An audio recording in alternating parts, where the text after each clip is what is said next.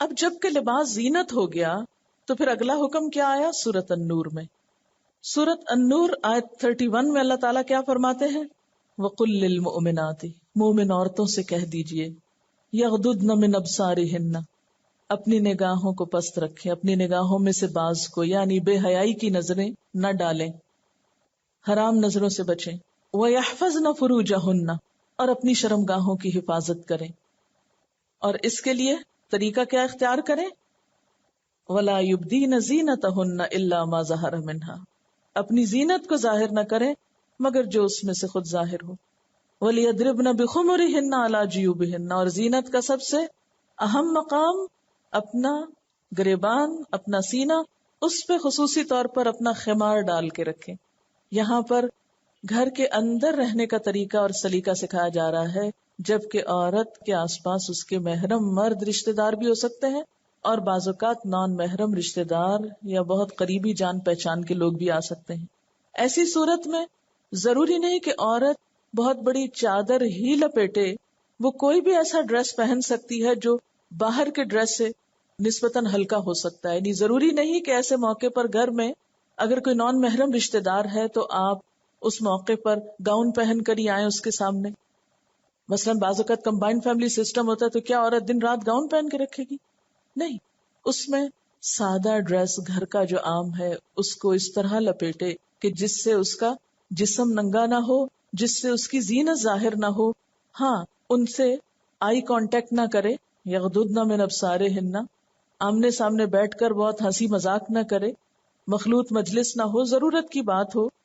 کیوں؟ اس لیے کہ جو محرم رشتہ دار ہیں ان میں سے بعض جو ہیں ان کے ساتھ آپس میں تعلق رشتہ داری کے قریب ہونے کی وجہ سے آپ فاصلے نہیں رکھ سکتے، ملنا جلنا ہوگا، لیکن یہاں اپنی نگاہوں کو، اپنے دل کو، اپنی زینت کو بطور خاص چھپا کے رکھنا ہے، چاہے آپ گھر کے اندر ہیں.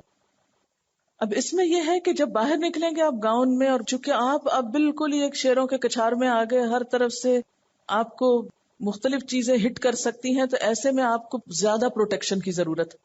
لیکن جب آپ گھر کے اندر ہیں تو آپ چار دیواری میں ہیں، آپ کے بھائی بیچ میں ہیں، آپ کا باپ بیچ میں ہے.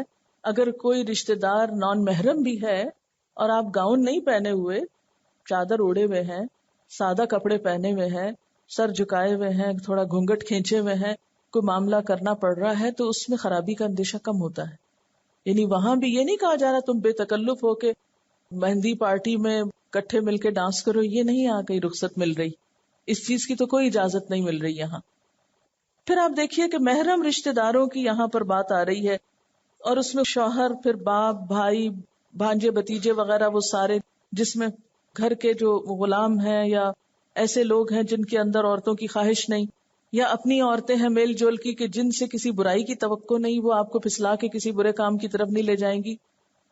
میرا سوال یہ ہے کہ اللہ تعالیٰ نے دو بار، ایک جگہ سورۃ النور میں اور دوسری جگہ سورۃ الاحزاب میں، کچھ مردوں کا ذکر بطور خاص کیوں کیا ہے؟ اگر سارے ہی مردوں کے سامنے ایک طرح جانا ہوتا تو پھر کچھ کو بیچ میں سے چننے کی کیا ضرورت تھی؟ ان کو ایکسیپشنل سائڈ پہ کیوں رکھا گیا؟ اگر پردہ نام کی کوئی چیز نہیں ہے اسلام میں، حجاب نام کی کوئی شے نہیں ہے اسلام میں، تو پھر یہ سارے نام کیوں لیے گئے؟ الا لبعولتہن و آبائہن و آباء بعولتہن، کیا ضرورت تھی ان سب کا ذکر کرنے؟ بس سیدھا یہی کہا جاتا سب ایک ہی چیز ہے، مرد ہو یا عورت ہو، کسی کے سامنے کچھ بھی ایکسٹرا پہننے، اوڑھنے، بچنے بچانے کی کوئی ضرورت نہیں. اگر ایک عورت کو مردوں کے سامنے بھی اسی ڈریس میں بیٹھنا ہے جس میں وہ عورتوں کے سامنے بیٹھتی ہے، اگر اس کو گھر والے مردوں کے سامنے جس ڈریس میں بیٹھنا ہے اسی میں وہ باہر بازار میں بیٹھ رہی ہے، تو پھر یہ تو ساری باتیں بیکار ہو گئیں، انویلڈ ہو گئیں. اس آیت پہ تو عمل ہو ہی نہیں سکتا. پھر اس صورت میں خصوصی طور پر زینت کے چھپانے کا حکم ہے. یہ آیت گھر کے اندر کی ہے کہ گھر کے اندر بھی نان محرم کی موجودگی میں خواہ رشتہ دار ہو یا نہیں، ماڈسٹ رویہ اختیار کرو، لیکن بہرحال تھوڑی رخصت ہے باہر کے مقابلے میں. اب آ گئی سورۃ الاحزاب. جب سورۃ الاحزاب آ گئی تو یہاں ڈریس کی ایک تیسری قسم بتا دی گئی. الاعراف میں لباس کی بات ہوئی، النور میں خمار کی بات ہوئی، دوپٹے کی بات ہوئی، اور الاحزاب میں جلباب کی بات ہوئی. الاحزاب میں پہنچ کر آپ کو گھر سے باہر نکلنے کے آداب بتائے جا رہے ہیں. کہ وہاں آپ نے کس طرح ڈریس اپ ہو کے نکلنا ہے. یہ ساری جگہ فرق ہے، مختلف ہے، ایک جیسا معاملہ نہیں ہوگا، ایک جیسا لباس ان 3 جگہوں پر نہیں پہنا جائے گا. کیونکہ لباس تو ریش ہے، زینت بھی ہے، اور خمار اس زینت کو چھپانے کا پہلا سٹیپ ہے، اور جلباب اس کا آخری حصہ ہے. اور پھر سورۃ الاحزاب میں صرف جلباب ہی کی بات نہیں، اس میں اور احکام بھی ہیں. وَقَرْنَ فِي بُيُوتِكُنَّ، عورت کا دائرہ کار اس کا گھر ہے جہاں وہ زیادہ محفوظ ہے، لیکن ضرورتاً نکل سکتی ہے. اگر نکلنا ہے وَلَا تَبَرَّجْنَ تَبَرُّجَ الْجَاهِلِيَّةِ الْأُولَى، پہلی جاہلیت کی طرح اپنی زیب و زینت دکھاتے نمائش کے اظہار کے لیے مت نکلو. پھر اس کے بعد صحابہ کرام اور ازواج مطہرات کے باہم لین دین کے طریقے کو خاص طور پر ہائی لائٹ کیا گیا، اور وہ کیا ہے؟ وَإِذَا سَأَلْتُمُوهُنَّ مَتَاعًا فَاسْأَلُوهُنَّ مِنْ وَرَاءِ حِجَابٍ، جب تم ان سے کوئی لین دین کرو تو حجاب کے پیچھے سے کرو. گویا لفظ حجاب بھی قرآن میں موجود ہے، اور حجاب کہتے ہیں کسی بھی ایسی آڑ رکاوٹ کو کہ جو 2 لوگوں کے درمیان جدائی کر دے اور الگ الگ ان کو کر دے. کیونکہ کچھ لوگ کہتے ہیں کہاں لکھا ہے حجاب کا لفظ، حجاب تو کہیں لکھا ہی نہیں قرآن میں. اور اس کی وجہ کیا بتائی گئی کہ حجاب کی ضرورت کیا ہے، علت کیا ہے؟ ذالکم اطہر لقلوبکم وقلوبہن، یہ تمہارے دلوں اور ان کے دلوں کی پاکیزگی کا ذریعہ ہے. اور پھر آخری حکم، یا ایھا النبی قل لازواجک وبناتک ونساء المؤمنین، ساری مومن عورتیں یدنین علیہن من جلابیبہن، محض جلباب ہی نہیں اوڑے، جلباب کا کچھ حصہ اپنے اوپر سے لٹکائیں بھی. ذالک ادنی ان یعرفن فلا یؤذین، اس خاص سٹائل پر جلباب اوڑھنے سے وہ پہچان لی جائیں گی کہ یہ مسلمان عورت جا رہی ہے. فلا یؤذین، تو منافقین ان کو ستا نہ سکیں گے. اور منافق اپنی صفات سے پہچانے جاتے ہیں.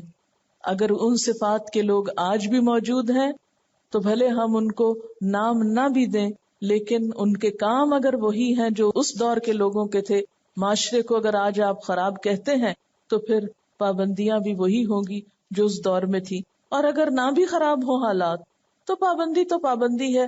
دلوں کے حال تو اللہ ہی جانتا ہے، اللہ ہی بہتر جانتا ہے کہ کون کس وقت بدنیت ہو جائے. اس لیے کسی کو بلیم نہ کرو، اپنے آپ کو محفوظ کرو. جیسے آپ قیمتی ترین ہیرا یا جیولری محفوظ کر کے رکھتے ہیں، بجائے چور کو بلیم کرنے کے اور گالیاں دینے کے آپ خود اپنی حفاظت کا انتظام کرتے ہیں. مسلمان عورت کی عزت و عصمت اور عفت و حیا تو ان ہیروں سے بھی زیادہ قیمتی ہے اللہ کی نگاہ میں، اس لیے اسے محفوظ رکھنے کا حکم دیا گیا. کیونکہ مسلمان عورت کو ایک مسلمان گھرانہ وجود میں لانا ہے، ایمان والی نسلیں پروان چڑھانا ہے. اگر اس کا اخلاق خراب ہوگا، اس کا دل بگڑا ہوا ہوگا، اس کی نگاہیں بے باک اور بے حیا ہوں گی تو گھروں کا سکون اجڑ جائے گا. کیونکہ ایک عورت پھسلتی ہے اور بگڑتی ہے تو پورا خاندان بگڑ جاتا ہے، نسلیں بگڑ جاتی ہیں.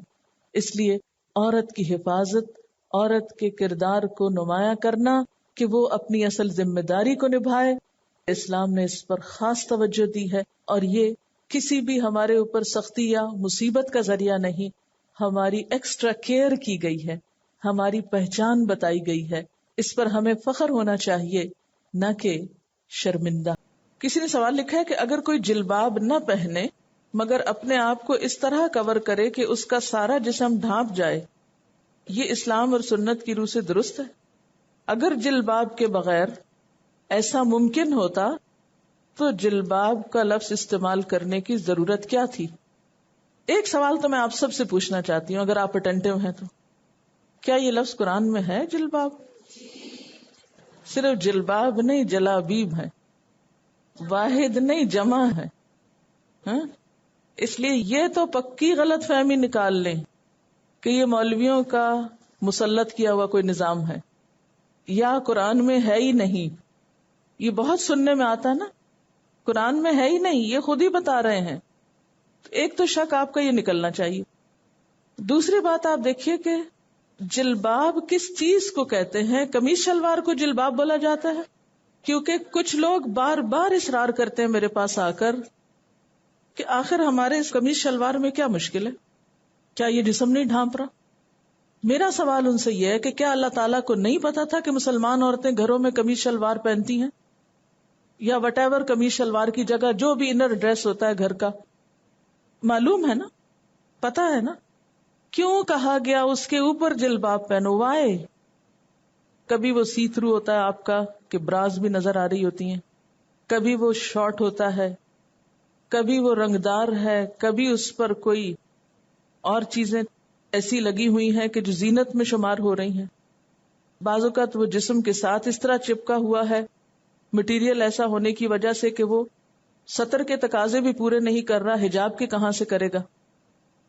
تو جس کے ذہن میں ابھی تک کوئی کنفیوژن اس بارے میں ہے کہ جلباب کا حکم کوئی نہیں ہے قرآن میں، پہلے تو وہ اپنی یہ دور کر لے اس آیت کو پڑھ کر۔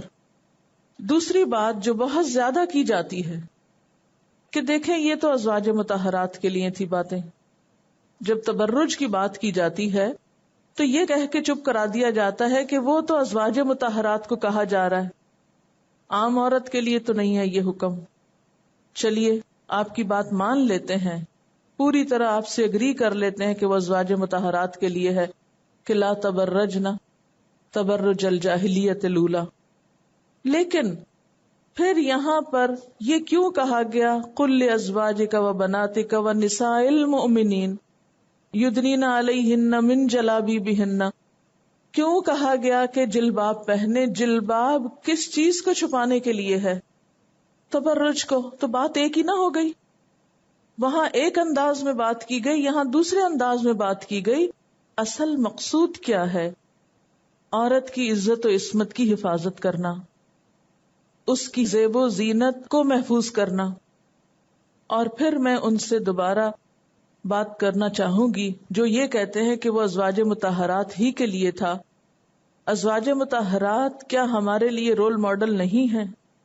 اگر آپ کہتے ہیں نہیں ہیں، یا تو کہیے ہیں یا کہیے نہیں ہیں۔ ایک بات کیجئے، دو تو نہیں ہو سکتی ہیں، ٹھیک ہے، ہیں۔ اور ان کا ہمارے لیے رول ماڈل ہونا کیوں ضروری ہے؟ کیونکہ وہ آپ صلی اللہ علیہ وسلم کی ازواج ہیں، آپ کے قریب ترین ہیں۔ آپ صلی اللہ علیہ وسلم عمومی طور پر مردوں اور عورتوں دونوں کے لیے اسوہ حسنہ ہیں، لیکن اب ایک موقع ایسا آتا ہے کہ جہاں عورتوں کے خاص احکامات شروع ہو جاتے ہیں، اس میں رسول اللہ صلی اللہ علیہ وسلم رول ماڈل نہیں ہو سکتے بوجہ مرد ہونے کے۔ کیا دین کا وہ پہلو تشنا چھوڑ دیا جائے، یا اس کے لیے کچھ ہونا چاہیے؟ اور اگر ہونا چاہیے تو کس کو رول ماڈل بنائیں گے؟ لیڈی ڈیانا کو بنائیں گے یا کسی اور کو؟ وہ ازواج مطہرات ہی ہو سکتی ہیں، بنات النبی ہی ہو سکتی ہیں۔ اور اگر ان کو بنائیں گے تو پھر جو احکامات خاص خواتین سے متعلق ان کو دیے جا رہے ہیں ان کو ہمیں بھی ماننا پڑے گا۔ پھر ایک اور سوال ہے میرا کہ اگر ازواج مطہرات کو حجاب کے پیچھے سے بات کرنے کے لیے کہا جا رہا ہے تو وجہ کیا بتائی قرآن نے کہ کیوں کریں وہ ایسا؟ ذالکم اطہر لقلوبکم وقلوبہن۔ میرا سوال آپ سے یہ ہے کہ آپ میں سے کون دعویٰ کرتا ہے کہ اس کا دل ازواج مطہرات کے دل سے زیادہ مضبوط ہے، زیادہ پاکیزہ تر ہے، کہ اس کو ضرورت نہیں ہے پھر کسی اور بیرونی سہارے کی، وہ اس کے بغیر بھی اپنے آپ کو محفوظ رکھ سکتی ہے؟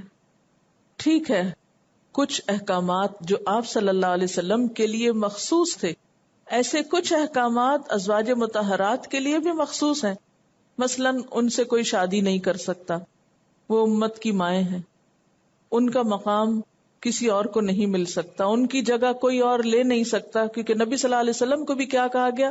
اب ان کے بعد آپ ان کو بدل نہیں سکتے، ان کو طلاق نہیں دے سکتے، ان کی جگہ کوئی اور نہیں لے سکتی عورت۔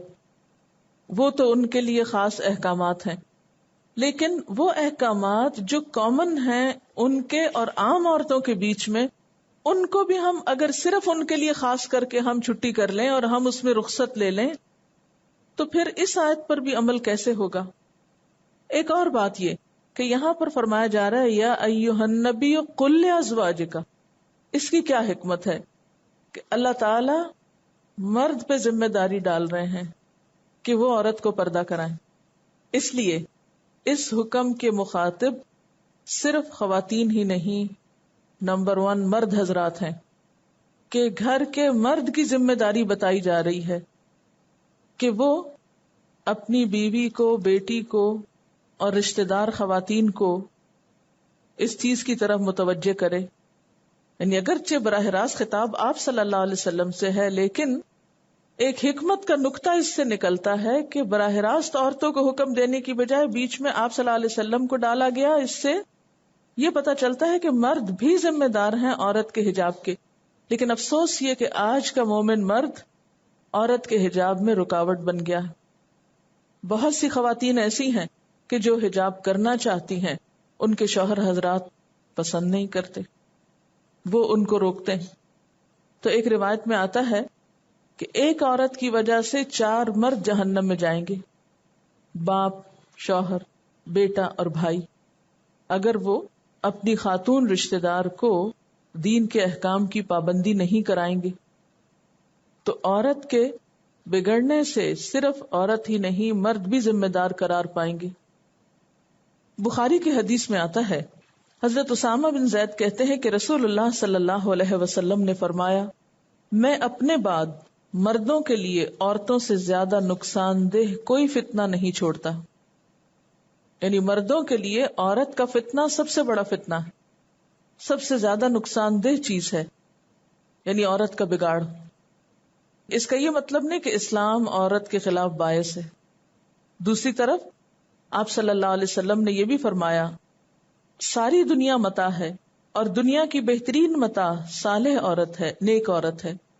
تو اس سے کیا پتا چلتا ہے کہ اگر عورت بگڑ جائے تو اس سے بڑا بگاڑ نہیں کوئی، اور عورت اگر نیک ہو تو اس سے اچھی دنیا کی کوئی چیز نہیں. تو اس سے کیا پتا چلتا ہے کہ عورت کے صحیح مقام کو متعین کرنا انتہائی ضروری ہے، اس کی اصلاح کی طرف توجہ دینا انتہائی ضروری ہے، اور دوسری طرف عورت کے بگاڑ کی طرف توجہ دینا اور اس کی فکر کرنا اور اس کی اصلاح کی فکر کرنا انتہائی ضروری ہے. عورت کے اخلاقی بگاڑ کی مختلف شکلیں ہو سکتی. نمبر 1 یہ کہ کوئی بھی چیز جب اپنے اصل مقام سے ہٹتی ہے تو بگاڑ پیدا ہوتا ہے.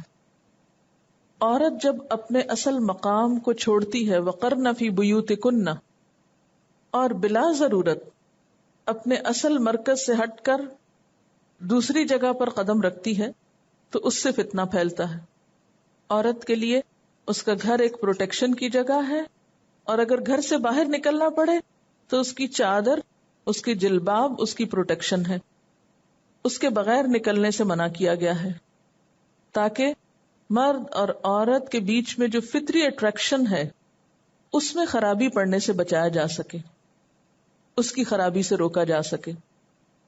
کیونکہ اسی کے نتیجے میں ایکسٹرا میرٹل ریلیشنز، یعنی شادی کے باوجود یا شادی سے پہلے لڑکے اور لڑکی کی دوستی وغیرہ جنم لیتی ہے.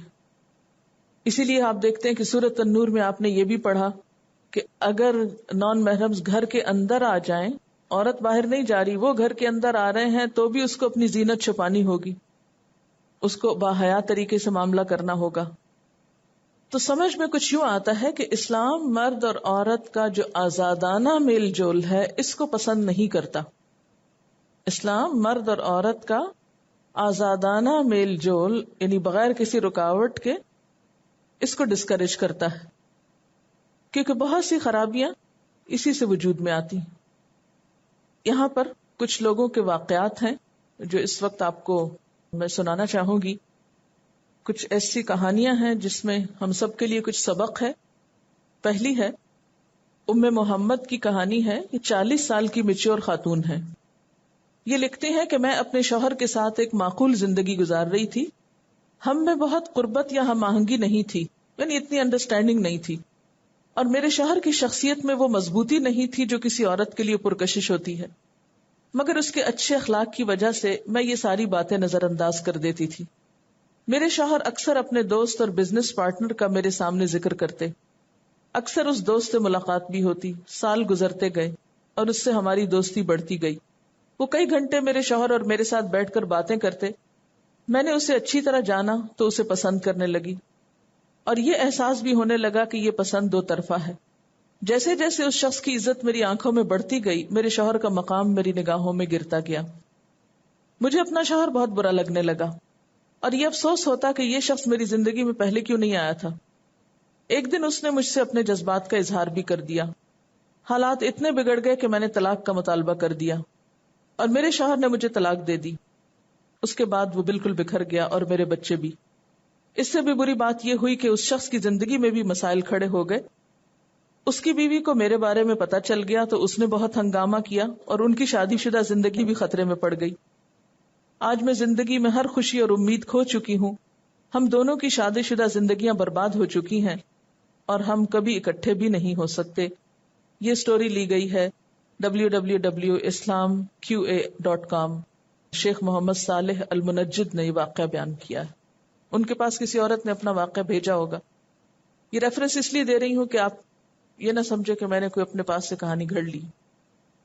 اصل بنیادی چیز یہی ہے کہ انسان کے اندر ایک کمپیرزن کی حص ہوتی ہے. ہر شخص کی زندگی میں کہیں نہ کہیں کچھ کمی ہوتی، کہیں مال کی کمی ہے، کہیں بچوں میں کوئی کمی ہے، کہیں شوہر میں کچھ کمی ہے. تو انسان کی جو دنیا کی محبت یا نفس کی خرابی ہے وہ ہمیشہ بہتر سے بہتر کی تلاش میں رہتی ہے. جتنا بھی مال مل جائے اس سے زیادہ، جتنے بھی اچھے اللہ تعالیٰ رشتے دے، لوگ دے، ان سے آگے بڑھ کر، یعنی نگاہوں کا کہیں قناعت پسند نہ ہونا، یہ سب کچھ اس کی خرابی کا سبب بنتا ہے. اور پھر اگر ایک عورت کا دوسرے لوگوں سے زیادہ رابطہ نہیں تو پھر صبر اور قناعت کی کیفیت بہتر ہو سکتی ہے. چھوٹی موٹی کمی کوتاہی پہ انسان درگزر کر لیتا ہے، لیکن جب فری مکسنگ شروع ہوتی ہے تو پھر انسان کو اپنی محرومیوں کا احساس زیادہ ستانے لگتا ہے اور نتیجتاً انجام وہ ہوتا ہے جو ابھی آپ نے سنا. اسی طرح ایک اور واقعہ سعودی گزٹ کا. سعودی گزٹ یعنی سعودی اخبار کے مطابق ایک اخباری سروے سے پتا چلا ہے کہ نئی دہلی میں 72% عورتیں سیکشلی ہراس ہو چکی ہیں. 18% نے کہا کہ وہ روز اس کا سامنا کرتی ہیں. 16% نے کہا کہ وہ مولیسٹ بھی ہو چکی ہیں. آدھی سے زیادہ خواتین کا کہنا تھا کہ وہ سفر کرتے وقت خود کو غیر محفوظ محسوس کرتی تھی. 38% پبلک پلیسز میں ایسا محسوس کرتی ہیں. ویمنز گروپ کے مطابق انڈیا میں ہر گھنٹے ایک عورت کا ریپ ہوتا ہے. دن کو سڑک کے کنارے بھی ایسے واقعات پیش آئے ہیں. کیا پھر بھی ہم کہیں گے کہ آج کل کے حالات دور نبوی سے بہتر ہیں کہ اب پردہ کرنے کی علت یا ضرورت باقی نہیں رہی؟ ممبئی یعنی بامبے کے مہاراشٹر حکومت نے خواتین کو نڈر بنو اپنا دفاع کرو منصوبے کے تحت جوڈو کی تربیت دینے کی ایک تجویز کی منظوری دی ہے. حالیہ کئی برسوں سے راستوں میں خواتین کے ساتھ چھیڑ چھاڑ کے واقعات میں بے حد اضافہ ہو گیا ہے. اس کے مد نظر خواتین کو اپنی حفاظت آپ کی تربیت دینے کا فیصلہ کیا ہے. اسلام نے جوڈو کراٹے کی بجائے اپنے آپ کو خود محفوظ کرنے کا سبق دیا ہے کہ اپنی زیب و زینت ظاہر نہیں کرو، اپنے جسمانی فکر ظاہر نہیں کرو، یعنی کسی کو دعوت ہی نہیں دو کہ کوئی حملہ آور ہو تو آپ جوڈو کراٹے سے اس کا مقابلہ کریں.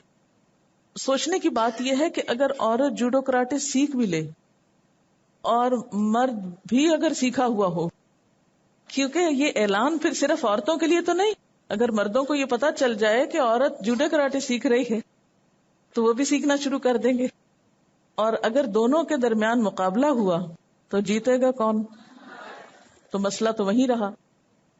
پاکستان میں بھی ایک سروے کے مطابق ایک سال میں 701 خواتین اغوا کی گئیں، 201 کو سیکشولی ہراس کیا گیا. 2002 میں ایک NGO نے یونیسیف وغیرہ کی مدد سے ایک رپورٹ تیار کی جس کے مطابق 2001 میں 587 عورتوں کے ریپ کے کیسز رپورٹ کیے گئے. یہ رپورٹ چھپی تھی ریویو میں اپریل 2002 میں. اب یہ تو وہ کیسز ہیں جو رپورٹ کیے گئے، لیکن ہمارے ملک میں کتنے کیسز رپورٹ کیے جاتے ہیں؟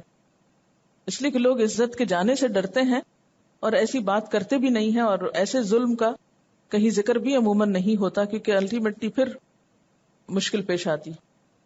پھر اسی طرح عموماً یہ ہوتا ہے کہ جب عورت کو بغیر جلباب کے گھر سے نکلنا ہو تو اس کو ضرورت پیش آتی ہے اپنے آپ کو زیادہ بہتر طور پر ایک زیادہ مور اٹریکٹیو وے میں باہر نکلنے کی، کیونکہ پھر صرف سادگی سے کوئی بھی نہیں نکلتا. کبھی ایسا نہیں ہو سکتا کہ کوئی بغیر استری کیے کپڑوں سے نکل کھڑا ہو، یا بغیر میچنگ کے، یا پھر بغیر بنے سنورے. عموماً آپ باہر نکلی ہوئی خواتین کو عام مشاہدے میں دیکھتے ہیں کہ گھر کی نسبت بھی وہ زیادہ بن سنور کر باہر آتی ہیں. اب اگر معمولی کاموں کے لیے بھی گھر سے باہر نکلنا ہے اور اس کے لیے بننے سنورنے پر آپ کو توجہ دینی ہے تو کئی دفعہ آپ کو اپنی ذات ہی پر توجہ دینے کی ضرورت رہتی ہے. نتیجتاً گھر اور بچے بھی اگنور ہوتے ہیں یا نیگلیکٹ ہوتے ہیں. اس کے بارے میں بھی دا ریویو 2002 کے ایک شمارے کے مطابق والدین کی غفلت کے بچوں پر مضر اثرات ان کی شخصیت میں نظر آتے ہیں. مثلاً بچے میں ڈپریشن، اپنی عمر سے بڑھ کر ذمہ داری اٹھانا، مسلسل بھوک یا پیاس کا شکار رہنا، کھانا چرانا، کسی کا لمس یا توجہ چاہنا، پور سوشل ریلیشن شپس، نشہ وغیرہ کا استعمال، توڑ پھوڑ اور جرائم میں ملوث ہونا، سستی اور تھکن کا شکار رہنا پائے جاتے ہیں. پھر بعض اوقات اس کے اثرات نسلوں تک جاتے ہیں. اگر عورت یا مرد بد کرداری اور برائی کا شکار ہو جائیں تو یہ خرابی نسلوں تک جاتی ہے، کیونکہ بچے عموماً وہی کرنے لگتے ہیں جو اپنے ماں باپ کو کرتے دیکھتے ہیں. ایک 19 سالہ لڑکی نے بتایا کہ بچپن سے وہ اپنے گھر میں دیکھتی کہ شام کو فیملی فرینڈز کی دعوتیں ہوتی، ماں مہمانوں کی خاطر تواضع میں لگی ہوتی، مگر باپ دوسری عورتوں کو دیکھتا، یعنی جو بھی گھر میں مہمان آتے، اور ان کے حسن سے بھرپور فائدہ اٹھاتا. اس نے یہ بھی دیکھا کہ ایک عورت خاص طور پر اپنے حسن سے اس کے باپ کو رجھانے کی کوشش کرتی ہے. اچانک سے یہ دعوتیں ہونا رک گئیں اور ماں بالکل کولیپس کر گئی. شاید کہ اسے اپنے شوہر اور اس عورت کے بارے میں پتہ چل گیا تھا. جب یہ لڑکی جوان ہوئی تو اس نے بہت سے لڑکوں سے دوستی کی اور اپنے باپ کے ظلم کا بدلہ سب مردوں سے لیتی، ان کو اپنے پیچھے لگاتی اور اس میں خوشی محسوس کرتی اور پھر ان کو دھوکہ دے جاتی. یہ بھی اسی ویب سائٹ سے لی ہوئی کہانی ہے. پھر یہ ہے کہ بے پردگی اور اپنے ظاہری حلیے کو حسین سے حسین تر بنانے کی کوشش کرتے رہنے سے معاشرے میں ظاہریت پرستی کو فروغ ملتا ہے. اخلاق و کردار کی جگہ صرف حسن اور سٹیٹس ہی انسان کی پہچان اور کامیابی کا معیار سمجھے جاتے ہیں. ایسی عورتیں عموماً پرسکون نہیں رہ سکتی کیونکہ وہ اپنی امیج کی غلام ہو جاتی ہیں. وہ دوسروں کی اپریسیشن اور تعریفوں پہ جیتی ہیں. اس کا کنٹرول اوروں کے ہاتھ میں ہوتا ہے، یہ ٹرینڈز کے ہاتھ میں. اپنے حسن کے مان پڑ جانے کا ہر وقت خوف لاحق رہتا ہے. ہر وقت یہی سوچتی رہتی ہے کہ کہیں اس کی ساری ریلیشن شپ محض اس کی ظاہری خوبصورتی پر منحصر تو نہیں. اس لیے حسن کو برقرار رکھنے کے لیے کاسمیٹک سرجری اور اینٹی ایجنگ ٹریٹمنٹس وغیرہ کرتی رہتی ہیں، جس پر پھر ایکسٹرا پیسوں وغیرہ کا ضیاع ہوتا ہے. دا ریویو مارچ اپریل 2002 میں ایک رپورٹ کے مطابق بیشتر عورتیں اپنی اپیرنس کے بارے میں ناخوش رہتی ہیں. میڈیا بھی ڈیجیٹلی حسین بنائی ہوئی عورتیں دکھا کر عورتوں میں لو سیلف اسٹیم پیدا کرتا ہے، جس سے عورتوں میں ایٹنگ ڈس آرڈر، ذہنی امراض اور لو اچیومنٹ پائی جاتی ہے. سائیکالوجسٹس اور کاؤنسلرز کا کہنا ہے کہ اگر مسلسل طور پر اپنے آپ کو خوبصورت بنانے کی کوششیں کی جائیں تو اس سے اپنے بارے میں انہیلدی امیج جنم لیتا ہے. جو لوگ اپنی ظاہریت سے خوش نہیں ہوتے عموماً زندگی کے دوسرے میدانوں مثلاً معاشرتی اور ذاتی زندگی میں بھی مسائل کا شکار رہتے ہیں. یہ وبا پاکستان میں بھی پھیل رہی ہے، یہاں تک کہ بچے بھی اپنے موٹاپے کے بارے میں فکر مند رہنے لگے ہیں اور تقریباً 50% ٹین ایجرز نے کہا کہ وہ ڈائٹ کر رہے ہیں، یعنی ایک سروے میں. دا ریویو کے مطابق ان لڑکیوں میں یہ فگرز اور زیادہ ہائی ہیں جو کو ایڈ اسکول میں پڑھتی ہیں اور لڑکوں کے سامنے اچھا نظر آنا چاہتی ہیں. اب آپ دیکھیں کہ گروئنگ ایج میں اگر ڈائٹنگ شروع ہو جائے اور ہو سکتا ہے کہ وزن بڑھنے کی وجہ محض زیادہ کھانا نہ ہو بلکہ اور کچھ فیکٹرز ہوں، کچھ اور اندرونی جسمانی خرابیاں ہوں، تو آپ آئندہ زندگی میں جا کے پھر کیا ہوگا کہ جبکہ عورت کے جسم کے اوپر کئی ایسے مسائل گزرتے ہیں جیسے بچوں کی پیدائش، ولادت وغیرہ، ان کو دودھ پلانا، تو اگر وہ ارلی ٹین ایج میں ہی ڈائٹنگ شروع کر دیں تو ہڈیاں کمزور رہ جائیں گی، آئندہ زندگی کے بوجھ کیسے اٹھا سکتی ہیں. حقیقت یہ ہے کہ عورت کو وہ صفات اپنے اندر پیدا کرنے کی ضرورت ہے جو وقت اور عمر کے ساتھ کم ہونے کی بجائے مزید پختہ اور خوبصورت ہو جاتی ہیں. کیونکہ خوبصورتی کے بارے میں کہا جاتا ہے کہ beauty is only skin deep, یعنی اس کا اثر صرف اسکن تک ہی ہے. لیکن اگر ایک خاتون کا باطن خوبصورت ہے اور انٹلیکچولی اسٹرانگ ہے، جیسا کہ ازواج مطہرات کو تبرج سے منع کر کے آلٹرنیٹ کیا دیا گیا، وَاذْكُرْنَ مَا يُتْلَى فِي بُيُوتِكُنَّ مِنْ آیَاتِ اللَّهِ وَالْحِکْمَةِ، کہ ظاہریت کو سجاتے رہنے اور اس کے دکھاوے کی بجائے کیا کرو، علم کی دنیا میں نام پیدا کرو اور اس میں اپنے آپ کو مشغول کرو، یعنی اندر سے اپنے آپ کو اسٹرانگ کرو. پردہ کرنے سے ایک اندرونی سکون، آزادی اور قوت کا احساس ہوتا ہے. عورت کا اخلاق و کردار اس کی پہچان بن جاتا ہے، نہ کہ اس کا جسم، اور وہ دوسروں کی رائے پر زندگی گزارنا چھوڑ دیتی. یہ بات سمجھ میں آئی آپ کو؟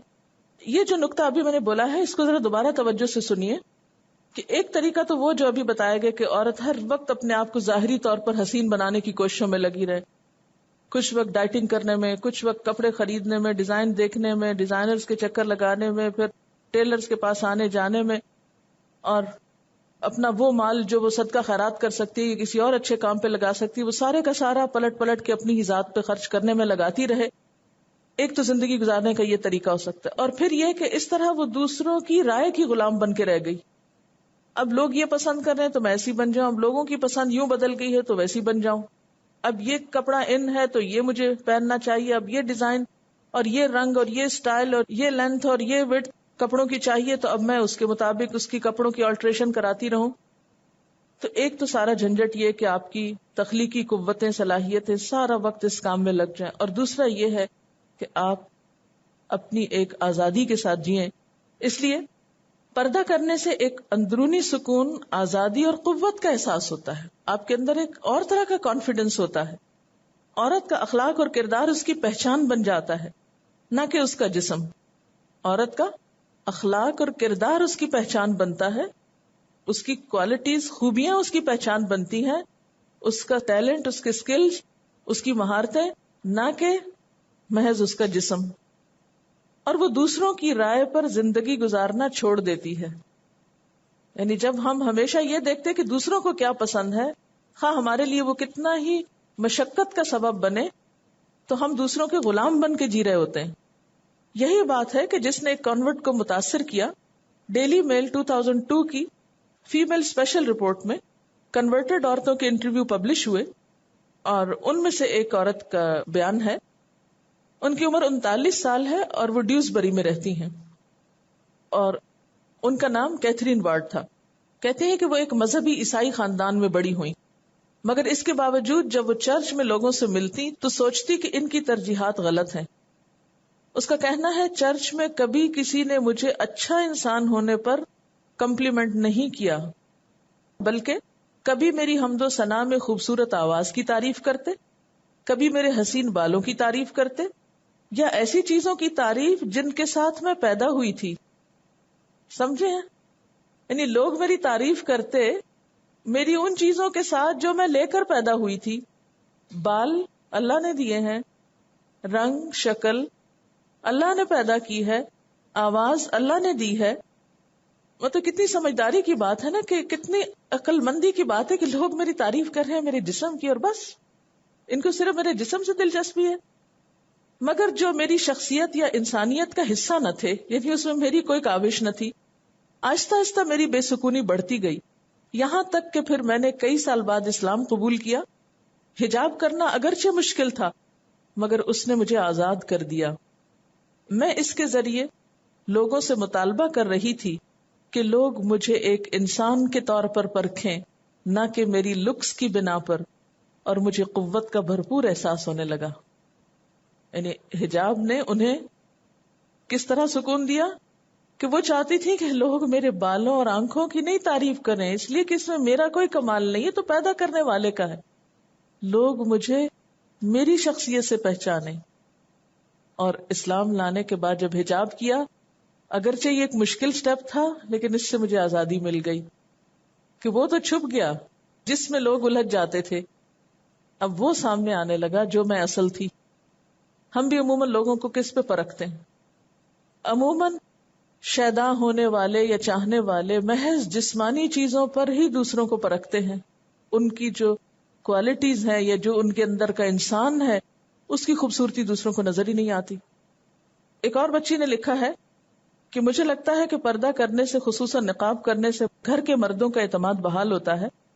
نقاب کرنے سے پہلے میں جب اپنے بھائی کے ساتھ باہر جاتی ہمیشہ کسی نہ کسی سے اس کی لڑائی ہوا کرتی، اور میں باہر جانے سے عاجز ہو گئی کیونکہ وہ کہیں کسی کا گریبان کھینچ دیتا، کبھی کسی کو آنکھیں دکھاتا، یعنی کہ وہ میری بہن کو کیوں دیکھ رہے ہو وغیرہ. مگر نقاب کر لینے کے بعد میں سکون میں آ گئی، اور اب بھائی کسی سے نہیں لڑتا اور مجھے خود بھی جانے دیتا ہے کیونکہ اس کا اعتماد ڈیولپ ہوا ہے.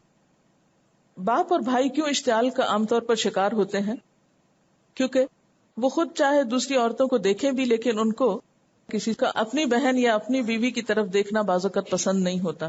بعض کو ایسا نہیں بھی ہوتا، لیکن جو یہ فیل کرتے ہیں، بعض اوقات ایسی جھڑپیں سنگین لڑائیوں اور قتل تک بات جا پہنچاتی ہیں. اب آپ دیکھیں کہ ایک طرف پردہ پروٹیکشن دیتا ہے، فریڈم دیتا ہے، آپ کو لبریٹ کرتا ہے. یعنی حقیقی معنی میں پردہ ایک عورت کو لبریٹ کرتا ہے، عورت کو ایک قوت کا احساس دیتا ہے، امپاورمنٹ دیتا ہے، کانفیڈنس دیتا ہے.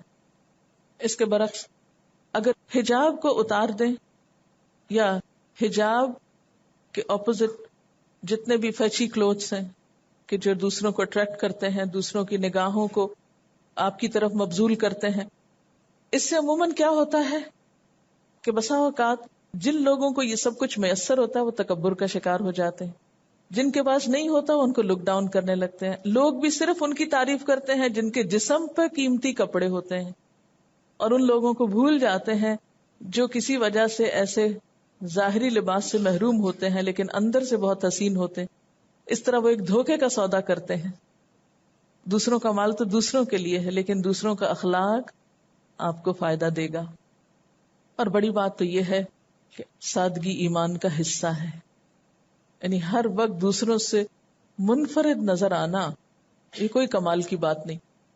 حضرت ابو امامہ ایاس بن ثعلبہ سے روایت ہے، رسول اللہ صلی اللہ علیہ وسلم نے فرمایا، لوگوں کیا تم سنتے نہیں ہو، کیا تم سنتے نہیں ہو؟ سادگی ایمان کی علامت ہے، سادگی ایمان کی علامت ہے. آج بھی آپ دیکھیں کہ ویسٹ میں جو لوگ بہت کام کرتے ہیں، ہائیلی کوالیفائڈ ہوتے ہیں، جو بہت محنتی ہوتے ہیں، جو واقعی ریسرچ کے کام کر رہے ہوتے ہیں، ان کو اپنے آپ کو سنوارنے اور بہت زیادہ فیشن کرنے اور اس معاملے میں بہت آگے بڑھنے کی خواہش نہیں ہوتی، اور نہ ہی ان کے اندر ایسی چیزیں نظر آتی ہیں. انتہائی سادہ زندگی بسر کرتے ہیں. بہت مال ہونے کے باوجود بھی دکھاوے کا عنصر ان میں کہیں نظر نہیں آتا، اس لیے کہ انہوں نے کچھ اور کاموں پر اپنے وقت کو استعمال کرنا ہوتا ہے. وعن ابن عمر قال قال رسول اللہ صلی اللہ علیہ وسلم من لبس ثوب شہرة في الدنيا البسه الله ثوب مذلة يوم القيامة رواہ الترمذی واحمد وابو داود وابن ماجہ. 4 کتابوں نے روایت کیا اس کو. ترجمہ کیا ہے؟ رسول اللہ صلی اللہ علیہ وسلم نے فرمایا، جس نے دنیا میں شہرت کا کپڑا پہنا، اللہ اس کو قیامت کے دن ذلت کا کپڑا پہنائیں گے. کیونکہ اللہ تعالیٰ کو تکبر پسند نہیں ہے نا، اور یہ سوچ اور یہ احساس پسند نہیں ہے کہ کوئی شخص اپنے آپ کو بڑی چیز کہلائے یا دوسروں سے نمایاں نظر آئے کہ جو میں ہوں وہ تو کوئی اور ہے ہی نہیں. اس پہ ذرا غور کیجئے کہ شہرت کا لباس کیا ہے، کیا مراد ہے شہرت کے لباس سے. اس کے لیے ایک لفظ بڑا کافی ہے. کس لباس میں عموماً شہرت ہوتی ہے؟ جو صرف آپ کے پاس ہو تبھی شہرت ہوگی نا. ایسا پہنا ہے جو یعنی مارکیٹ میں اویلیبل ہی نہیں، ڈیزائنرز ڈریس ہے. اور اگر نیت یہ ہے، پھر اگین آپ دیکھیے کہ اس کا یہ مطلب نہیں کہ خوبصورت ڈریس آپ نہیں پہن سکتے. اگر نیت میں یہ ہے کہ لوگ میری تعریف اس بنا پر کریں کہ جو میرے پاس ہے وہ کسی کے پاس نہیں. یہ سارے ٹرینڈز کیوں جنم لیے ہیں؟ یعنی میں بھی میری باتیں آپ کو بہت سخت معلوم ہو رہی ہوں، لیکن اس کے علاوہ کوئی اور ڈیفینیشن آپ کر دیجئے، کیونکہ یہ میں نے نہیں کہا لباس شہرت، یہ میری ٹرمینالوجی نہیں ہے. لیکن چونکہ آج کے دور میں اگر ہم ریلیٹ نہیں کریں گے تو بات نہیں سمجھ آئے گی نا. اگر میں لفظ ڈیزائنر بولوں تو 1 منٹ میں آپ پوری تفسیر خود کر لیں گے. سیکھیے اس بات کو کہ جو کچھ قرآن اور سنت میں وہ آج کی زندگی سے کیسے ریلیٹ کرتا ہے. ہم کیا کر رہے ہیں؟ بعض اوقات ہم آنکھیں بند کر کے دوسروں کی تقلید کر رہے ہوتے ہیں اور ہمیں نہیں پتا ہوتا ہم غلط کر رہے ہیں. نیت تو ہر چیز میں ساتھ چلے گی.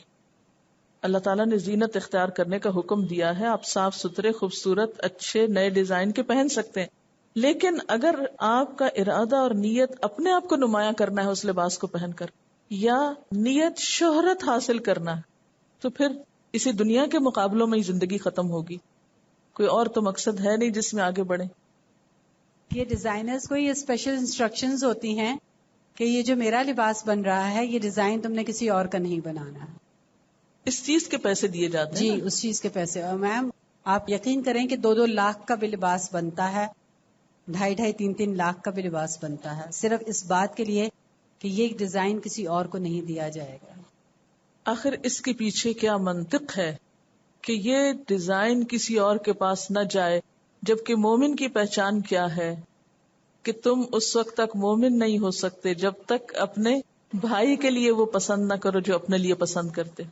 تو ساری ترتیب الٹ گئی نا پھر زندگی گزارنے کی.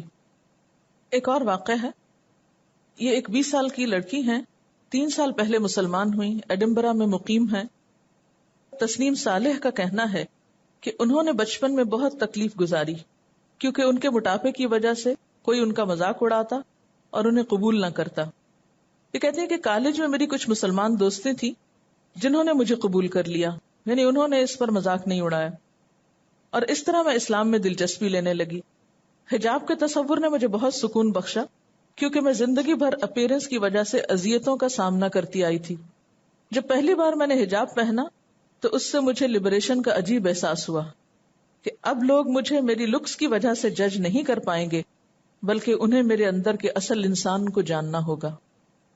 پھر آپ دیکھیے کہ حجاب ایک شناخت ہے، مسلمان عورت کی آئیڈینٹی ہے، اور یہ شناخت ذاتی سطح پر بھی ہے اور پولیٹیکلی بھی مسلمانوں کی ایک شناخت ہے. یہ کسی نے ایک کمنٹ بھیجا تھا کہ صرف غیر مسلم معاشرے میں نہیں، آج بھی حجاب ایک خاموش اعلان ہے اس بات کا کہ میں اس دین پر عمل کی کوشش میں ہوں. یعنی ایک عورت جب کور کرنے لگتی ہے تو وہ دوسروں کے لیے ایک سمبل بن جاتی ہے اس بات کا کہ میں دین میں داخل ہو رہی ہوں. شاید ہم اسی پہچان سے ڈرتے ہیں کیونکہ آج کے دور میں مسلمان بن کے جینا جو ہے وہ دنیاوی طور پر زیادہ فائدے کی بات نہیں. خود کو پبلکلی مسلمان دکھانے سے ڈرتے ہیں، اس اعلان سے ڈرتے ہیں کہ ہم دوسروں سے زیادہ باعمل ہیں. سکے کا دوسرا رخ یہ ہے کہ حجاب اسی لیے ان لوگوں کو تھریٹن کرتا ہے جو عمل نہیں کرتے، چونکہ حجاب میں ملبوس عورت ان کے ضمیر کو جھنجھوڑ ڈالتی ہے. حجاب اس بات کا اعلان بھی ہے کہ میں اسلام میں پوری کی پوری داخل ہونا چاہتی ہوں. میں نے اسلام کو قربانی کی سطح پر اپنایا ہے. اللہ کا کوئی بھی حکم ماننے میں مجھے کوئی کمپلیکس نہیں. 28 سالہ کیرن ایلن جو 2001 میں مسلمان ہوئی اور لندن میں اکیلی رہتی ہیں، ان کا کہنا ہے کہ جب وہ مسلمان ہوئی تو وہ نماز بھی پڑھتی، روزے بھی رکھتی، مگر 6 مہینے تک انہوں نے حجاب پہننا شروع نہ کیا تھا تاکہ لوگوں کو ان کے مسلمان ہونے کے بارے میں پتہ نہ چلے.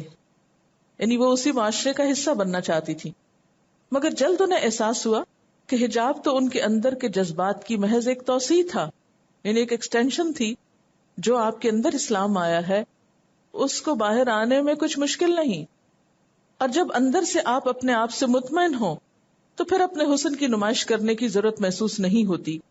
ان کا کہنا ہے میں نے حجاب شروع کیا اور میں اس بات پر فخر محسوس کرتی ہوں کہ یہی میرے مسلمان ہونے کی شناخت ہے. یہ سب کچھ سپٹمبر 11 کے 3 مہینے بعد ہوا اور اپنی شناخت ظاہر کر کے ان کو کچھ مشکلات کا بھی سامنا کرنا پڑا. یہ بھی ڈیلی میل اکتوبر 2002 میں چھپا. آج ہماری مسلمان نسل آئیڈینٹی کرائسس کا شکار ہے. ہم کوکونٹ پرسنالٹی بنتے چلے جا رہے ہیں. اندر سے ہماری سوچ پوری طرح مغربی ہے، سفید ہے، یا سفید سکن والوں کو فالو کر رہی ہے، اور باہر سے ہماری سکن ساتھ نہیں دے رہی، ہم کچھ اور ہیں. تو ہماری چونکہ بیرونی سکن ایکسیپٹیبل نہیں ہے، اس لیے اندر سے وائٹ ہونے کے باوجود ہم دنیا میں مار کھا رہے ہیں اور ہمیں قبول نہیں کیا جا رہا. حجاب ایک فلٹر بھی ہوتا ہے، فلٹریشن کا کام بھی کرتا ہے. اس کے بعد وہی لوگ یا دوست آپ کے ساتھ رہ جاتے ہیں جو آپ کو آپ کی خاطر چاہتے ہیں، اور وہ سب لوگ خود بخود چھٹ جاتے ہیں جو آپ کی منی یا لکس کی وجہ سے آپ کے گرد جمع ہوتے ہیں. فلٹر ہو گیا نا. یعنی جس کو آپ کے اندر سے محبت تھی، آپ کے بطور انسان ہونے سے، آپ کے آئیڈیاز سے، آپ کی سوچ سے، جو ایک روح کی دوستی ہوتی ہے، اس کو تو کپڑے میٹر نہیں کرتے، پہننے والے نے کچھ بھی پہنا ہو، وہ غریب ہو یا امیر ہو، وہ کچھ بھی ہو. لیکن جو لوگ کسی کے محض ظاہری حال حلیے کی وجہ سے دوسرے کو چاہتے ہیں، جب وہ بدلتا ہے تو چاہت بھی ختم ہو جاتی. تو یہ تو پھر عارضی دوستی تھی. پھر خود بخود اچھی صحبت کا انتظام ہو جاتا ہے، سپرفیشل لوگوں سے چھٹکارا حاصل ہو جاتا ہے، بامانی ریلیشن شپ وجود میں آتی. حجاب کی وجہ سے آپ خود بھی برائیوں سے اجتناب کرنے لگتے ہیں اور دوسرے لوگ بھی محتاط رویہ اختیار کرتے ہیں، اور یہی اصل غرض ہے حجاب کی کہ دوسرے محتاط ہو جائیں. یعنی آپ کا حجاب ایک وارننگ بھی ہوتا ہے لوگوں کو بچ کے رہنا. پھر ایک اور بات یہ کہ تبلیغ کا کام کرنے کے لیے بھی یہ بات اہم ہے کہ ہم عملی طور پر بھی بہترین نمونہ پیش کریں، ورنہ بات بے اثر ہو جاتی ہے. اب سوال یہ پیدا ہوتا ہے کہ پردہ کرنے میں رکاوٹیں کون کون سی ہیں. یعنی جب ہم نے جان لیا کہ اللہ تعالیٰ کا حکم کیا ہے، جب ہم نے جان لیا کہ اس میں فائدے کیا ہیں اور نہ کرنے کے نقصان کیا ہیں، یعنی ہماری عقل، فطرت، دین، مذہب، ہر چیز کے اعتبار سے یہ چیز زیادہ مفید ہے ہمارے لیے، تو پھر بھی ہم کیوں نہیں کر پاتے، یہ کیوں نہیں کرنا چاہتے؟ اس میں کون کون سی چیزیں رکاوٹ بنتی ہیں؟ تو اگر آپ غور کریں تو سب سے نمبر 1 رکاوٹ آپ کی اپنی ذات ہے. آپ خود ہوتے ہیں، آپ کے اپنے اندر کمپلیکس ہے، آپ خود ابھی تک کنونسڈ نہیں ہیں، آپ خود نہیں مانے، ابھی دل نہیں جھکا، ابھی قبولیت کا وہ درجہ نہیں آیا. کیونکہ جو شخص کسی چیز پر کنونس ہو جاتا ہے، سمعنا و اطعنا کے لیول پر پہنچ جاتا ہے، جو سورۃ البقرہ میں ہی دے دیا گیا تھا، وَقَالُوا سَمِعْنَا وَأَطَعْنَا غُفْرَانَكَ رَبَّنَا وَإِلَيْكَ الْمَصِيرُ. انہوں نے کہا ہم نے سن لیا اور ہم نے مان لیا، تیری بخشش چاہتے ہیں یا رب، اب تک جو کوتاہی یا قصور ہوا اس پر معافی چاہیے. وَإِلَيْكَ الْمَصِيرُ، کہاں بھاگ سکتے ہیں، واپس تو تیری طرف آنا ہے. تو جن کے اندر ایمان کا لیول سمعنا و اطعنا کا ہو، ان کے لیے مشکل نہیں ہوتی، ان کو کوئی مسئلہ نہیں. جو سرنڈر کر دیں، ہار مان جائیں، جو اپنے آپ کو نیچا کر لیں، اپنی خواہش نفس کو یا اپنے وٹ ایور رکاوٹ ود ان یور سیلف ہے، تو ان کے لیے مشکل نہیں. کیونکہ جب آپ اندر سے مضبوط ہو جاتے ہیں، کنونسڈ ہوتے ہیں، تو آپ پوری دنیا کو کنونس کر لیتے ہیں، آپ سب کو منا سکتے ہیں. لیکن جب آپ خود ہی ابھی نہیں مانے تو دوسروں کو منانا بھی مشکل ہوتا ہے.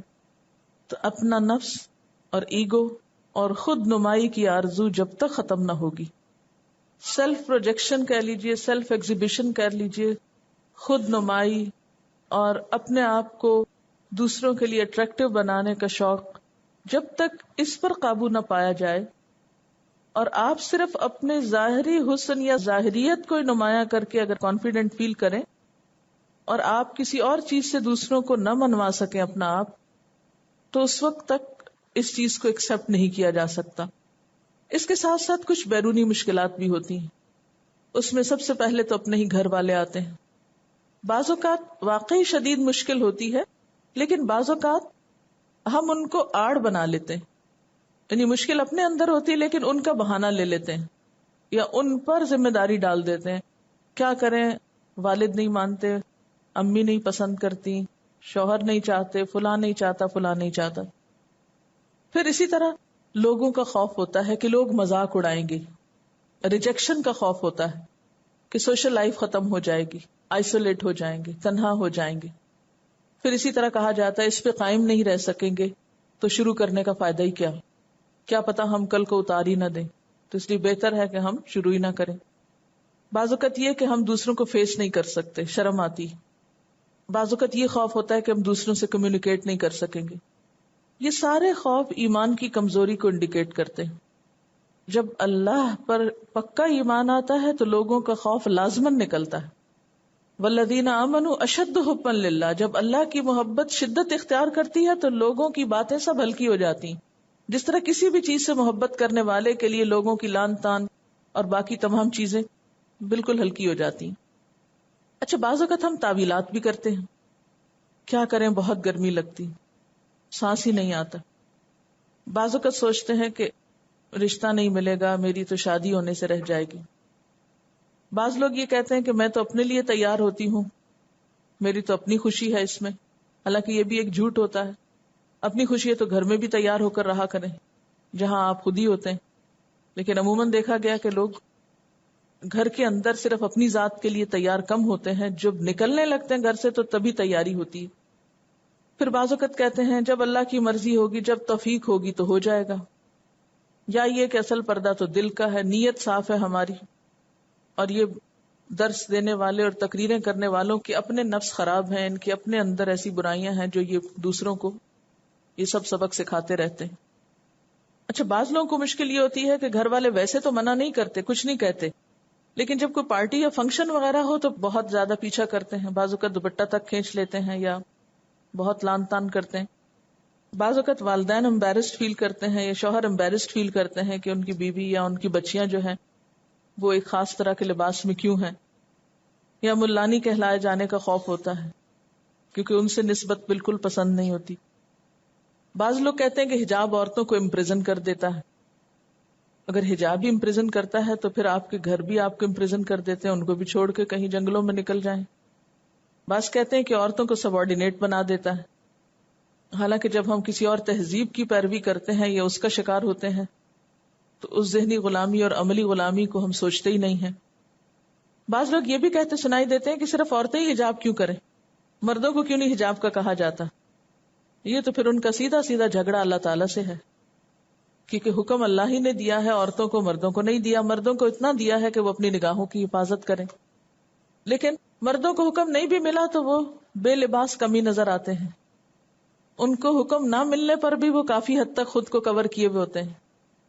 اچھا، بعض لوگ کہتے ہیں کہ جب اللہ نے حسن دیا ہے تو اسے آخر چھپایا کیوں جائے، یہ تو اللہ کی نعمت کی ناقدری ہے. پھر یہ کہ آپ حجاب میں زیادہ نظروں میں آتے ہیں، لوگوں کے زیادہ پرومیننٹ ہو جاتے ہیں. بعض لوگوں کا یہ بھی اعتراض ہے، اس لیے بہتر ہے کہ حجاب نہ کریں.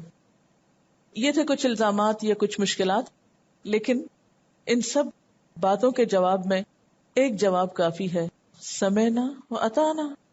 ساری حجتیں ایک طرف، سمعنا و اطعنا ایک طرف. اور جس کو سمعنا و اطعنا نہ کرنا ہو وہ اس سے بھی کہیں زیادہ تعویلیں کر سکتے ہیں. پھر اسی طرح یہ ہے کہ بعض اوقات ہم حجاب کر لیتے ہیں لیکن نہ وہ حجاب ہوتا ہے نہ وہ نا حجاب ہوتا ہے، یعنی نہ ادھر کے ہوتے ہیں نہ ادھر کے ہوتے ہیں، بیچ میں ہوتے ہیں. بعض اوقات کچھ کپڑا تو اپنے اوپر ڈال لیتے ہیں لیکن ہمارے حرکتیں نہیں بدلتی، یا اس حجاب کی تعظیم یا عزت نہیں کروا سکتے. تو یہ چیزیں بھی اللہ تعالیٰ کے اس حکم کے منافی ہیں اور اس روح کو نقصان دینے والی ہیں جو حجاب کے پیچھے دراصل رکھی گئی ہے، یعنی اس اسپرٹ کے لیے نقصان دہ ہیں. اب یہ جو ہم حجاب کرتے بھی ہیں اس کے باوجود ہم کچھ ایسے کام کر رہے ہوتے ہیں کہ سمجھ میں نہیں آتی کہ اس کو کیا کہا جائے. تو یہ ایک فنی قسم کی ای میل ہے حجاب کے بارے میں، اس کا آتھر ان نون ہے. یہ چند دن پہلے الہدا کی ای میل کانٹیکٹ پہ یہ آئی تھی ای میل، انٹرسٹنگ تھی تو آپ کو بھی سنا دیتے ہیں. یہ لکھتی ہیں یا لکھتے ہیں کہ بعض لوگ اپنے حجاب کے لیے بہت محنت اور مشقت کرتے ہیں مگر مقصد پورا نہیں کر پاتے.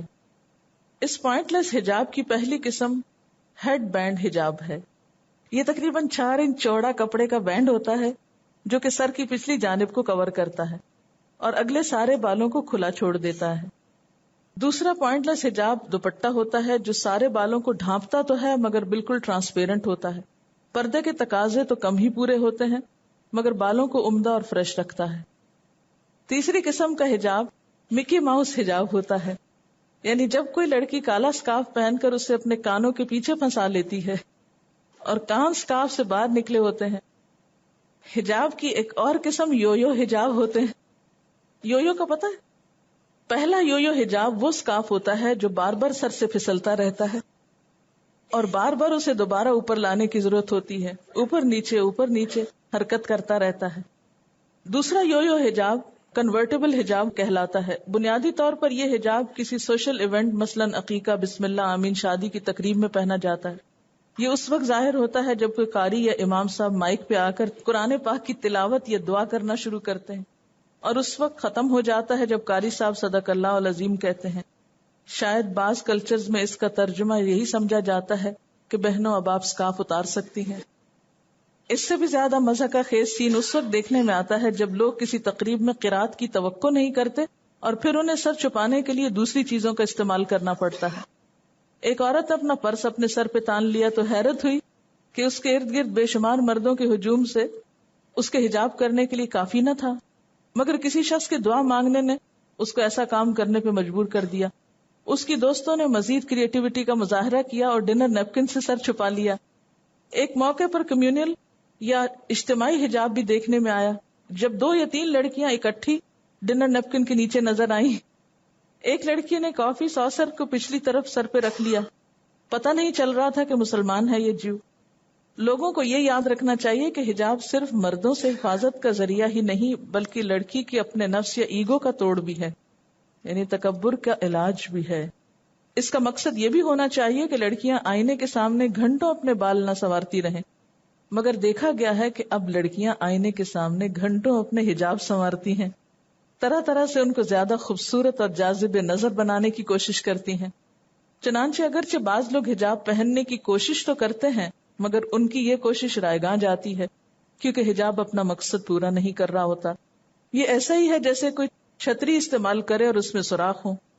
حجاب کو مردوں اور اپنے نفس سے حفاظت کے طور پر استعمال کرنا چاہیے, نہ کہ اپنے آپ کو مزید مزین کرنے کے لیے. یعنی حجاب اپنے آپ کو مزید خوبصورت بنانے کے لیے استعمال نہیں کرنا چاہیے, کیونکہ وہ نفس جو ہے ایک دوسری طرف نکل آتا ہے کہ اب ہم حجاب کے اندر زیادہ اٹریکٹیو کیسے لگ سکتے ہیں. تو وہ ساری کوششیں جو پہلے جسم کو اٹریکٹیو بنانے پہ لگ رہی تھی اب کس پہ لگنے لگی؟ حجاب کو اٹریکٹیو بنانے پہ. تو مقصد تو پورا نہ ہوا, اصل مقصد پھر فوت ہو گیا. اب دیکھیے کہ اسلام کا معنی کیا ہے, ٹوٹل سبمیشن یا آدھی سبمیشن. دین کس کا نام ہے؟ بندگی کا, عاجزی کا. تو جب تک ہم اپنی ذات کے خال سے نہیں نکلتے, منوانے کے شوق سے نہیں نکلتے, دوسروں کی اپریسیشن کی خواہش سے نہیں نکلتے, تو دین میں پورے داخل تو نہ ہوئے نا. آخر کیا ہو جائے گا اگر ہمیں کسی نے تھوڑا سا کمتر سمجھا دوسروں سے؟ سوچی کیا ہو جائے گا؟ زیادہ سے زیادہ ہمیں کوئی توجہ نہیں مل رہی, کیا ہوا؟ کیا نقصان ہے؟ ہمیں کوئی کم سمجھ رہا ہے, کیا نقصان ہے؟ کیا ہو جائے گا؟ زیادہ سے زیادہ کیا ہوگا؟ میکسیمم کیا ہو جائے گا؟ کبھی بھی آپ کو جب لوگوں کا ڈر محسوس ہونے لگے, لوگوں سے خوف آنے لگے, تو ضرور پوچھئے اچھا لوگ کیا کر لیں گے, پھر آگے کیا ہوگا, پھر اور کیا ہوگا, اور کیا ہوگا؟ کچھ بھی نہیں ہوگا. پھر ایک بات یاد رکھیے, جب بھی کوئی نیا کام کیا جاتا ہے شور ضرور اٹھتا ہے, طوفان اٹھتا ہے, لیکن مجھے بتائیے کسی ایسے طوفان کے بارے میں جو صرف اٹھا ہو اور بیٹھا نہ ہو؟ کوئی طوفان جو صرف اٹھا ہو اور وہ بیٹھا نہ ہو ہے کوئی؟ ہر جو طوفان اٹھتا ہے وہ بیٹھ جاتا ہے. ہر آندھی جو آتی ہے کچھ گرد و غبار چھوڑ کے ختم ہو جاتی, چلی جاتی ہے کہیں. تو جب آپ کوئی نیا سٹیپ لیں گے اپنی زندگی میں, طوفان اٹھے گا, لازماً اٹھے گا, مشکل آئے گی, سخت سے سخت بھی آئے گی, لیکن آخر بیٹھ جائے گی, ختم ہو جائے گی, اٹھی نہیں رہے گی, اور اللہ کے حکم کی اطاعت ہو جائے گی, اور آپ بھی چین میں آ جائیں گے اور جواب دہی کے قابل ہو جائیں گے. یا تو کہیے کہ حکم ہے نہیں, یا کہیے کہ ہے, اور پھر نہ ماننے کا کوئی جواب نکال لیجئے, کوئی جواز تلاش کر لیجئے. یہ کسی نے لکھا کہ ہم ہر وقت آخر لوگوں سے کیوں ڈرتے ہیں؟ آخر انہوں نے ہمیں دیا کیا ہے؟ کیوں ہم سب کچھ لوگوں ہی کے لیے کرنا چاہتے ہیں؟ وہ ہمیں تعریف دیتے ہیں نا منہ پر, اور پیچھے خودداری اور جو غرور ہوتا ہے, اس میں بیسک ڈفرنس کیا ہوتا ہے کہ خوددار انسان جب ہوتا ہے جب اپنی اصلیت کو پہچانتا ہے اور اس کی عزت کرتا ہے, اور مغرور جب ہو جاتا ہے جب وہ نہیں ہے تو وہ اسی کو سمجھتا رہتا ہے کہ میں ہوں, اور پھر اس پر فخر بھی جتاتا ہے. تو ہم اگر یہ جان لیں کہ ہماری اصل یہی ہے اور ہم اس کی عزت کریں تو ہمیں خوددار تو ہمیں ہونا ہے, یہ تو پسندیدہ ہے اسلام میں. ہم یہ کیوں سمجھ کے جیئیں کہ ہم کوئی چھوٹے ہو گئے ہیں کسی کے. اب دیکھیے غرور کا لفظی معنی کیا ہے؟ دھوکا. آپ اپنے آپ کو دھوکے میں ڈالے ہوئے ہیں کہ یہ تعریفیں ہمیشہ رہیں گی, یہ حسن ہمیشہ رہے گا, یہ جوانی ہمیشہ رہے گی, یہ مال ہمیشہ رہے گا, یہ نام ہمیشہ رہے گا. یہ سب دھوکا ہے جو ہم خود کو دیتے ہیں. یاد رکھیے اور یقین مانیے اس میں سے کچھ بھی باقی نہیں رہے گا, باقی صرف اللہ ہی کا نام رہے گا. اور جب مر کے جائیں گے تو صرف عمل ہی ساتھ لے کے جائیں گے, لوگوں کی تعریفیں ہمارے اعمال نامے میں نہیں لکھی جائیں گی. ایسا ہے کہ ایک بات جو کنکلوژن کے طور پہ میں سب سے ریکویسٹ کروں گی, اور وہ یہ ہے کہ ہمیں حجاب نہ کرنا یا اپنے آپ کو نمایاں کرنے کی خواہش, اگر تکبر سے اس کے جا ملتے ہیں صلے یا رشتے, وہاں حجاب کر کے نہ کرنے والوں کو لک ڈاؤن کرنا, اور خود عمل کرنے کے بعد دوسروں کو نفرت سے دیکھنا یا تانے دینا, یہ بھی پھر وہیں جا ملے گا. یعنی شیطان جو ہے ہمیں چھوڑتا نہیں ہے, ادھر سے ہم اس سے بچتے ہیں تو ادھر جا پکڑتا ہے. تو اس لیے ہم سب کو بہت صبر و تحمل اور بہت اچھے اخلاق، اور پھر وہی بات کہ ازواج مطہرات کو جہاں حجاب کا حکم ملا تھا وہاں وَاذْكُرْنَ مَا يُتْلَى فِي بُيُوتِكُنَّ مِنْ آيَاتِ اللَّهِ وَالْحِكْمَةِ، انٹلیکچوئل ایکٹیویٹی میں اپنے آپ کو مصروف کرنے کا بھی حکم ملا تھا. تو صرف ظاہریت ہی نہیں بلکہ اس کے ساتھ ساتھ باقی اخلاق. اسی وجہ سے کسی بھی معاملے میں ہم صرف سادتنا و کبرانا کہ آپ میری بات سن کے کچھ کر لیں، یہ بھی میں نہیں چاہوں گی کبھی کہ ہماری استاد نے چونکہ ہمیں یہ تفسیر یوں بتائی ہے اس لیے ہم اس پر عمل کر رہے ہیں، یہ بھی نہیں ہونا چاہیے. تو ضرور دیکھیں کہ قرآن میں کیا ہے، صحابیات کا اسوہ حسنہ کیا ہے، اور اس کے علاوہ باقی دلائل کیا ہیں، ان سب کو سامنے رکھ کر فیصلہ کیجئے. صرف یہ نہیں کہ میں کرتی ہوں تو مجھے دیکھ کر لیں، یا میں کہتی ہوں تو مجھے کہتا سن کے کر لیں. جو بھی کریں دلیل کے ساتھ کریں. باتیں تو بہت ساری ہیں، بس میں یہی تلقین کروں گی کہ صرف لباس نہیں، ساتھ اخلاق، کیونکہ لباس اوڑھ کر بد اخلاقی اور زیادہ بری ہو جاتی اور زیادہ تکلیف دہ ہو جاتی. دوسروں کی مشکلات کو سمجھیے، دوسروں کو رعایت دیجیے، جو سختی کرنی اپنے ساتھ کر لیجیے. ٹھیک ہے. وآخر دعوانا ان الحمد للہ رب العالمین. سبحانک اللہم وبحمدک نشہد ان لا الہ الا انت نستغفرک ونتوب الیک. والسلام علیکم ورحمۃ اللہ وبرکاتہ.